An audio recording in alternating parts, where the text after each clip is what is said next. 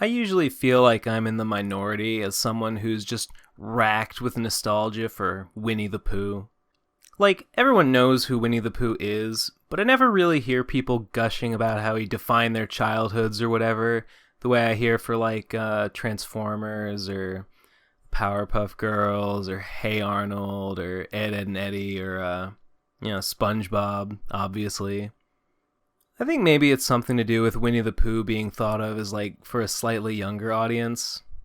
Like, the shows I just mentioned, they're all, early teen level, and everyone's nostalgic for whatever they liked when they were 13. I think maybe people my age as kids might have been resistant to Winnie the Pooh because of, baby stigma. There's a bunch of Winnie the Pooh adaptations, and yeah, I think some of them are for literal babies, but there's two versions of Winnie the Pooh that I specifically grew up with. First, the theatrical shorts, 5 of which were made between 1966 and 1983. Now, these are generally direct adaptations from the original Pooh stories by A. Milne, and they're basically the definition of all ages cartoons, like the kind that's meant to entertain kids but also be enjoyable for their parents. They're timeless classics, and that's all I have to say about that. But more than those, I watched a lot of The New Adventures of Winnie the Pooh. This was a TV series that first aired in 1988 and ran for 4 seasons before it ended in 1991. It was animated in a style pretty similar to the theatrical shorts and presumably was meant as kind of a continuation of them, departing from the original source material and introducing new stories for the familiar characters. Like the theatrical shorts, New Adventures was meant for all ages, meaning that, yeah, I watched Winnie the Pooh probably long past the age when other kids might have laughed at me for it. And honestly now, it bums me out a little bit that for whatever reason the show doesn't have that much discussion about it online. I mean, come on, it won the 1989 and 1990 Emmys for Outstanding Animated Program, and the 1989 Humanitas Prize. I never heard of it. And hang on a second. Barbara Walters once said, "What the Nobel Prize is to literature and the Pulitzer Prize is to journalism, the Humanitas Prize has become for American television, an award for film and television writing intended to promote human dignity, meaning, and freedom." Huh. Yeah. Awarded to the episode Finder Keeper. Well, how about that? Anyway, the point I'm getting to is, I remember New Adventures of Winnie the Pooh really fondly, but the lack of discussion about the show these days sometimes makes me wonder if maybe I'm just misremembering and New Adventures really is the kind of dumb baby show a lot of people assume it is. So here's what's happening. Starting now, I'm going through the show one episode at a time, and I'm going to tell you if I, now old, enfeebled, and maybe demented, still think they're any good. Okay, yes, let's do it. Episode 1.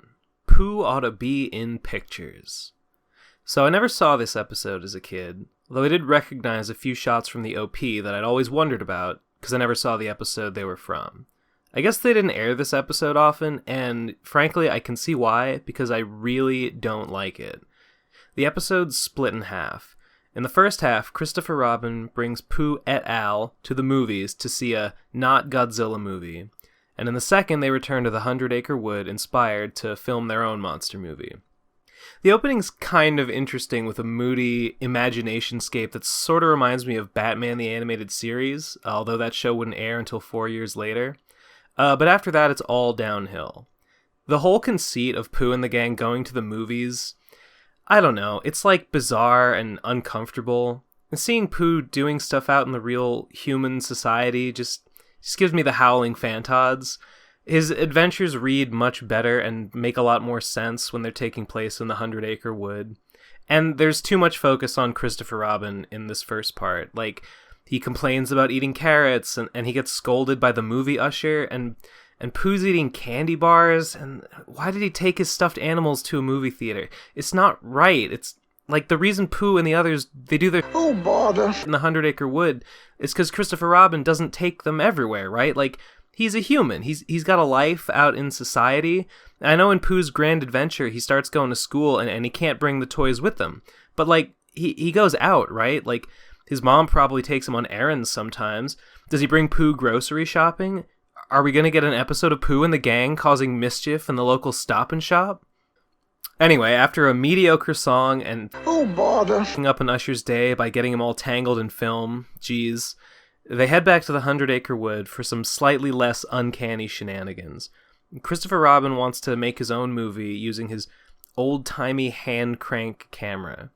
What era does this take place in? Alright, I'm gonna break this down right at the beginning. So, the first Pooh stories were published by A.A. Milne in 1926 and presumably took place contemporaneously with publication since they were about Milne's son and his toys.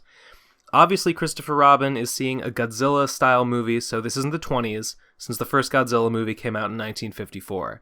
This episode aired in 1988, so I'd say this is probably happening sometime in the 60s, 70s, or 80s. Consumer camcorders became available in the 70s, so either this is before that or Christopher Robin is recording on some seriously outdated film tech. I don't know, I just feel like even before camcorders, this film reel camera isn't the kind of thing a kid would have just lying around to play with. This technology is not user-friendly enough for a pre-kindergarten kid to be setting up and using. And also, the final film shouldn't have sound, but I don't know, maybe they're using their imaginations. Also, Tigger's giant carrot costume is also like way too high production value to actually exist, so I don't know, maybe that's also imagination. Something that really stands out to me in this episode is the sudden and pretty extreme tone shift near the end when Piglet gets depressed over chickening out when he thought he needed to save Pooh from the giant carrot monster, but he dropped the honey pot or whatever. This melodramatic music just smashes in with the force of a meteor and lets us know that this is real sorrow. And it kind of took me aback, honestly. I remember the show having some pretty sad and melodramatic moments, but here we are in the first pilot episode and they're not wasting any time. They're just going right for it. And it really doesn't work for me. I get that Piglet feels like he abandoned his friend in his time of need, and I can understand why that'd make him sad. It's just the situation is so dumb and the shift from wacky hijinks to melodrama is so sudden that it just totally didn't land for me. One thing I will say though is that even though it didn't sell this particular moment for me, the background music instantly stands out as being really good. I'd almost describe it as bombastic. It's all these big swelling symphony orchestra style pieces that are super classy, and they're light and fun most of the time, but they can really hit hard when they need to, whether it's tension or panic or sadness. I don't know, maybe it's nostalgia making the music affect me more than it otherwise would, but whatever the reason, I think it really works and sounds great. Anyway, Pooh needs saving, or think he does, like 30 seconds later, and Piglet gets to redeem himself, yay. Okay, so I really don't like this first episode. There's a mediocre song, the animation is pretty spotty throughout, and mostly just the whole conceit of going to the movies in the first half sort of grosses me out, and the later attempts at drama fall flat. I think this must have been like the pilot episode for the series. A lot of shows' first episodes are pretty weak, and this one definitely suffers from that dreaded pilot syndrome. Episode 2A, Friend Indeed. I saw this one many, many times as a kid. So Pooh keeps borrowing honey from Rabbit, Rabbit gets fed up and decides to pretend he's moved away so Pooh won't bother him anymore. It's a really dumb plan, but Rabbit and especially Pooh are also both pretty dumb, so what are you going to do? We get the first appearance of Eeyore, which is pretty exciting for me since he was far and away my favorite character growing up. Eeyore basically has the only functioning brain in the 100-Acre Wood. He's like the voice of reason, but he's usually too humble and self-deprecating to tell the other characters when they're being stupid. It's like he's got so little faith in himself that 4 out of 5 times he'll just assume the other characters know what they're doing better than he does and go along with whatever. And God, he's only gotten more relatable as my own youthful exuberance has withered away into the sober doldrums of adulthood. Anyway, this is one of those times. He goes right along with Rabbit's ruse out of politeness, I assume. You know, Rabbit could just say no to Pooh's request for honey, but instead he's decided to go with this fake moving away scheme. And it's a weird antisocial psycho trip, but Eeyore doesn't judge. What a hero. So, this episode gets good around the halfway mark. Pooh's decided that giving Rabbit honey will stop him from moving, so he conscripts Piglet, Tigger, and later Gopher to help him infiltrate a honey tree and get some. And what follows is an honestly pretty exciting chase sequence that takes him through the tree interior and then down into Gopher's weird subterranean mining complex as they're all chased by swarms of bees. And Gopher ends up digging through the bottom of a lake, which unleashes a flood through the tunnels, which they also have to flee from, and it's great. The action feels really frantic, and there's multiple changes of scenery that make this episode feel really big. Like, you feel like you've seen a lot of what the 100 Acre Woods has to offer in the span of like 2.5 minutes. So Pooh ends up getting the honey, and through some incomprehensible plumbing quirk, he ends up in Rabbit's house. Rabbit assumes Pooh's there to ask for more honey, and he gets mad, but Pooh tells him he's actually brought him honey this time, only for the pot to break and Pooh to run out to get more, as he asks Rabbit, please don't move away. And I'm just going to lay my cards on the table and say I actually found this scene genuinely touching, even as an adult. Pooh's genuine sadness when the pot breaks and the look on Rabbit's face as he realizes that, he's misread the situation and judged Pooh unfairly, it really gets the emotions across. And yeah, the stakes are incredibly low, but the feelings are real, and that's what matters. Rabbit earlier accused Pooh of valuing honey over their friendship, but it's Rabbit that pulled this scheme to keep Pooh away from him over honey, so valuing honey over the friendship.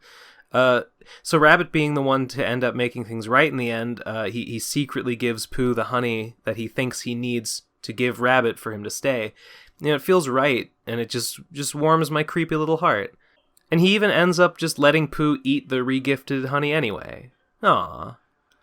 But he's still Rabbit in the end, and you get this close-up of his face where he clearly feels a little smug and self-satisfied for having done such a selfless good deed. But, it was a selfless good deed, and, he deserves to revel in it a little bit, if he wants to. There's times in the show when Pooh comes across as kind of a thoughtless, selfish moocher, but this episode pretty deftly avoids that. It delivers on the kind of melodrama that the pilot failed to, and it even gives us that really memorable tunnel chase sequence. And I really enjoyed rewatching this one. Episode 2B, Donkey for a Day. This is another one I saw a lot as a kid, and it might be the episode that I think about the most when I remember watching this show. It's sort of a seminal Eeyore episode, which obviously wins at points in my book. So, Piglet sees Eeyore sitting alone on a hill and thinks he looks depressed, so he gets everyone together to come up with ways to cheer him up. The plot of this one's kind of obvious. Everyone comes up with ways to make Eeyore happy, but actually, it's all stuff they like to do, and they don't seem to care that Eeyore clearly doesn't want to do any of it. I guess the moral is to listen to people. As I rewatch this one, I'm realizing it's actually kind of more of a Piglet episode than an Eeyore episode. Like, it's Piglet that has the conflict of needing to come up with a way to cheer up Eeyore, and looking at this as a Piglet episode, you would think that the resolution would be Piglet learning that he, too, has something to offer. And Tigger's line, "Do what piglets do best, whatever that is," it kind of hints that Piglet needs to find what it is that he can offer. Like, the thing he's upset about, his conflict, it's as much about him not knowing what he brings to the table as much as not being able to cheer Eeyore up. Unfortunately, Piglet's pretty annoying in this episode. He gets despondent, immediately over not knowing what to do, even though he came up with the whole plan, and even though Tigger lets him off the hook and says he can just watch. It almost sounds like he's close to tears at certain points. Get it together, buddy. Everyone's gonna be too burnt out after cheering up Eeyore to do you next. Chin up or you're bother. Anyway, the resolution doesn't really have Piglet discovering anything about himself or what he can do for others. In the end, he goes to Eeyore to apologize for having nothing to cheer him up with, and Eeyore tells Piglet that he wasn't sad in the first place. Now, if I were rewriting this episode to focus more on Piglet as the protagonist, I would push the idea here that Piglet offers Eeyore the most out of anyone, not by some overwrought cheering up plan, but just by being there for him, listening to him, which nobody else really did. In the end, what piglets do best is being a good friend. But the episode doesn't really push that idea. Instead, Eeyore just shows Piglet that the reason he came up here is because, so the clouds are they're like magic? they start doing some crazy Aurora Borealis thing, and it does look pretty dang majestic. Like, it looks cool, and I really remember it very vividly because of that. But, like, what is it? Piglet tells the others that it's something called cloud painting and that Eeyore invented it, and Eeyore says all it takes is imagination. So, this idea of imagination is a theme. It comes up in Pooh stories a bunch, and maybe I'm overthinking things, but I'd really like to tease out, like, what exactly does it mean? Like, what is the relationship of imagination to the 100-Acre Woods and the goings-on there? I'm sure I'm going to talk about this more in future episodes, but I just want to bring it up right now. This bit about cloud painting, it just makes me wonder, is everyone sitting on that hill imagining their own cloud painting, and they're, like, each seeing their own thing? I mean, we see, like, one definitive, like, shot of, like, this is what the cloud painting is, and they're all reacting to it, like, they're seeing the same stuff. So is it Eeyore's imagination alone that's responsible? Is Eeyore psychically controlling the clouds? Or, taking a step back and looking at the wider context, all these characters are toys that Christopher Robin imagines are alive. So is it Christopher Robin's imagination that's creating an imagined fireworks display for all his imaginary friends? If A.A. Milne were alive today, I would tweet all these questions at him. Episode 3A, There's No Camp Like Home. This is another one I don't really remember seeing as a kid. It starts out with Piglet having a nightmare about heffalumps and woozles, which succeeds in being just a little bit creepy, mostly because of the heffalumps and woozles' eerie voices. But then the episode plot kicks in, and, I don't know about this one. Tigger and Pooh drag Piglet along on a camping trip that he doesn't want to go on. Tigger goes to find firewood for a campfire, but, shock, the logs he found were actually the home of a family of heffalumps. So, I'd forgotten that heffalumps and woozles are apparently real in the Poohniverse at this point. In the old TV specials, I remember them being, like, cryptids, basically, like an idea that the characters were scared of, but that never actually appeared. But now heffalumps are just stuffed elephant toys that apparently just live in the woods like the rest of them. So, I have two questions about this, both of which completely contradict each other. My first is, why aren't Pooh and Tigger scared when they meet the heffalumps? Basically, the only thing I remember about heffalumps and woozles is that the toys are afraid of them. So why is Piglet the only one bothered by their appearance? And second, why is Piglet scared of them at all? The heffalumps, they just act like regular people, and Pooh and Tigger seem to regard them as just regular people, so who told Piglet he's supposed to be afraid of them? So the point is, I don't really like the heffalumps' presence in the story. It basically ruins what I thought a heffalump was supposed to be and neuters them as a story element. We and the characters also now know that heffalumps are no different from anything else that lives in the 100-Acre Wood. I mean, maybe that's supposed to be the point, like Piglet learns that he and the young heffalump aren't that different from each other, getting over our prejudices. I mean, yeah, that's an idea. But again, Pooh and Tigger's lack of reaction to their appearance just really cuts the legs out from the story for me. Anyway, hijinks occur, Piglet and the young heffalump get lost, and the others team up to find them, and the heffalump dad is allergic to stuff, and okay, next episode. Episode 3B, Balloonatics. Yep, I remember this one too. Christopher Robin has a balloon, Pooh likes it so he borrows it, Rabbit bribes Pooh with honey to let him use it as a scarecrow. Tigger and Piglet mistake it for a menacing stranger and try to fight it. It pops, quote unquote. Everyone tries to think of a way to get out of telling Christopher Robin it popped, but in the end they admit it. Christopher Robin tells them it's just untied and blows it back up. The end, that's the story, happy ending. So, I wasn't that impressed with this one. Pooh, and especially Rabbit's immediate infatuation with the balloon, just seems weird. I mean, Pooh's dumb, maybe he just likes balloons, that's fair enough, I guess. But Rabbit, does he really have nothing else to make a scarecrow out of it? Why is this balloon such a great scarecrow? He was planning to give it back anyway, too, right? Boy, I can't wait to get, like, an hour tops of no crows in my garden. I don't get it. Also, Pooh's song about the balloon comes after he's had it for exactly 0 seconds, and it's super sentimental, like, right out the gate.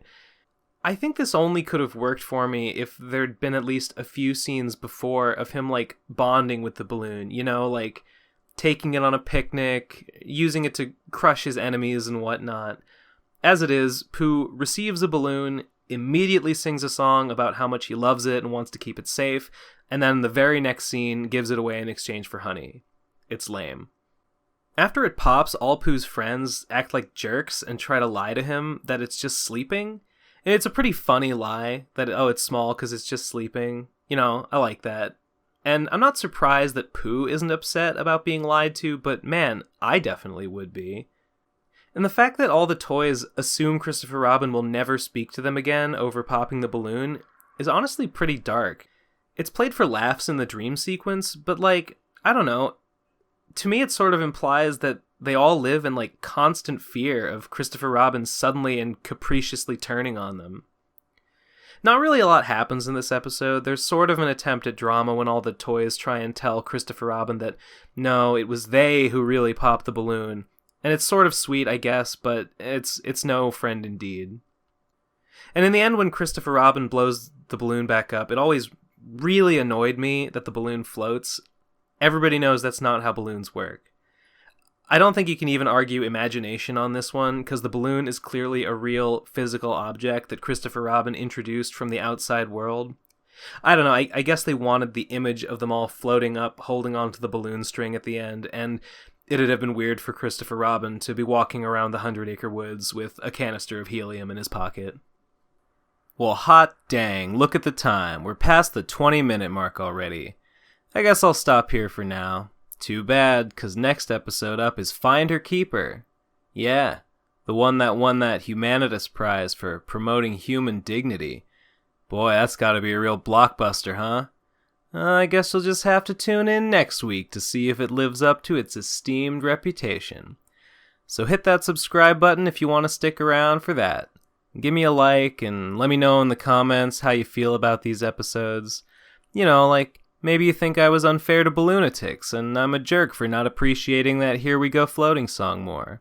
You know, if you think that, definitely say so down below. And if you want to follow the other stuff I do online, like my comics or my indie dev shenanigans, follow me on Twitter at It's All So Ugly. And you can say hi to me live every Sunday on twitch.tv/saintcomics, that's with an X. And you can support all this assorted junk that I do on Patreon at patreon.com/bensaint. And speaking of Patreon, thank you to everyone whose name you see on screen right now. All of them are pledging $5 or more to my Patreon, and they all make it possible for me to spend time making videos like this, as well as doing all that other stuff that I mentioned already. With special thanks to Matthew G., David T., Ash Vampire, Bub Bob, Chelsea C., and Crack. Abbreviating the last names because I didn't tell anyone I was going to be announcing their names in a video, and I don't want to dox anyone by accident, but thank you. Alright, that's enough about me. See you next Friday when I'll be hitting you all with what I know you crave. Even more Pooh Bear.